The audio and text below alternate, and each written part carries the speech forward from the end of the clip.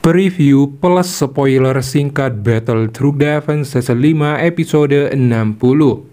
Setelah membubarkan Sakte Yulan, Xiao Yan juga mengambil tubuh Yunsan untuk membangkitkan Yao Tianhao, pemilik pertama api surgawi hati yang jatuh nanti. Masih lama.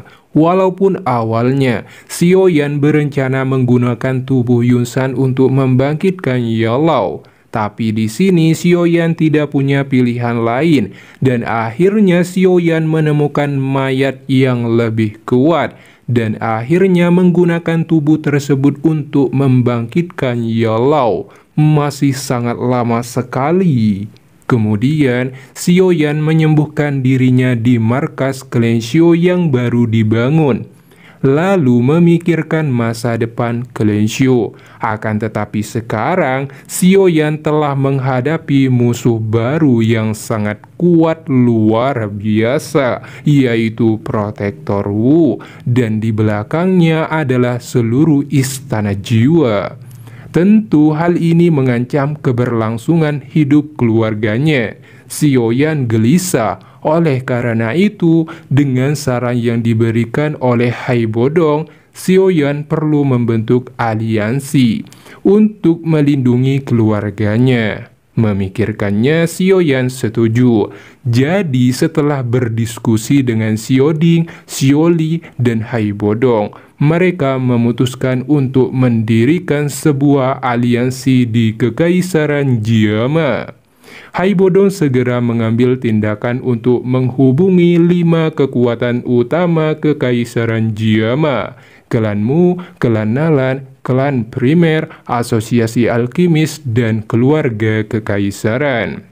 Setelah berita Xiao Yan akan membentuk aliansi menyebar, Ji Xingtian secara alami khawatir dan waspada karena takut mengancam fondasi keluarga kekaisaran, takut seperti Sakte Yulan kedua. Tapi keluarga kekaisaran tidak dapat menghentikan Xiao Yan. Apakah itu kekuatan pribadi Xiao Yan atau Ratu Medusa di belakangnya? Salah satu dari mereka sudah cukup untuk melenyapkan keluarga kekaisaran. Tapi untungnya Xiao Yan tidak seperti Yunsan. Jadi Ji Xingtian memilih mendekati atau menjalin hubungan baik dengan Xiao Yan. Tidak hanya itu, kalau tidak salah ingat guys, demi mengambil hati Xiao Yan sepenuhnya, Ji Xingtian menyarankan Putri Yao Ye untuk menikah dengan Xiao Yan. Meskipun Putri Yao Ye memiliki cukup ketertarikan pada Xiao Yan, tapi Putri Yao Ye dapat melihat dengan sangat jelas bahwa keluarga kekaisaran Jiama sudah tidak disukai oleh Xiao Yan sebelumnya. Belum lagi ada Ratu Medusa di samping Xiao Yan. Jadi dia menolak keras saran Ji Xingtian dan masalah pernikahan dibatalkan. Kemudian Ji Xingtian langsung mengirim Putri Yao Ye untuk berkunjung. Pertama, mengirim berbagai ramuan untuk memulihkan cedera Xiao Yan dan membuatnya senang. Kedua, untuk menyatakan posisi keluarga kekaisaran bersedia membantu atau mendukung penuh Xiao Yan membentuk aliansi. Sementara itu, Yunzi meminta agar Nalan Yaran memanggil Xiao Yan untuk bertemu di belakang Gunung Sakte Yulan. Awalnya, banyak orang berspekulasi bahwa adegan pertemuan Xiao Yan dan Yunzi di gunung belakang Sakte Yulan akan dihapus. Tetapi kami telah menjelaskan sebelumnya bahwa adegan ini tidak akan dihapus di video ini. Karena sangat jelas guys, terlihat dalam lagu openingnya, jika kamu menyadarinya sih. Saat ini Xiao Yan dan Yunzi bertemu dan saling berbicara satu sama lain, menikmati keindahan matahari senja. Hanya saja pertemuan ini adalah perpisahan Xiao Yan dan Yunzi.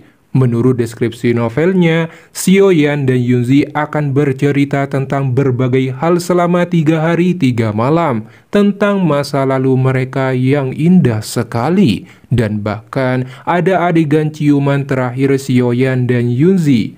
Kami tidak tahu apakah itu akan ditampilkan atau dihapus. Kalau dihapus, sungguh disayangkan.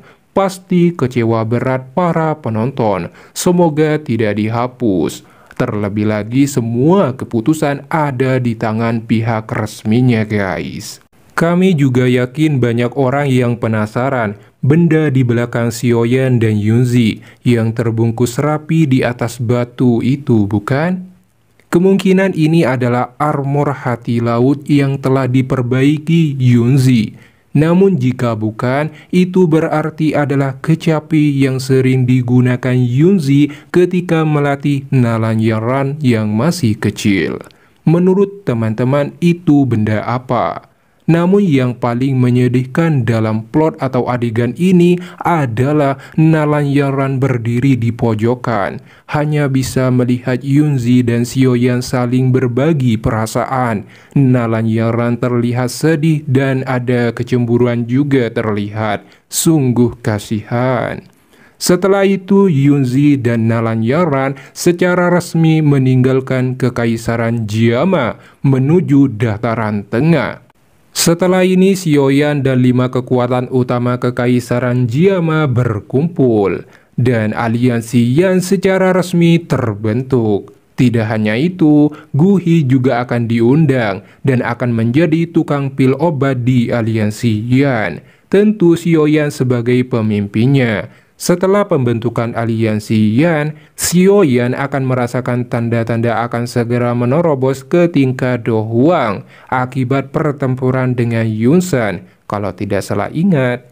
Baiklah, itu saja yang bisa kami sampaikan dengan spoilernya. Jika ada kesalahan, mohon maaf yang sebesar-besarnya dan tolong dikoreksi.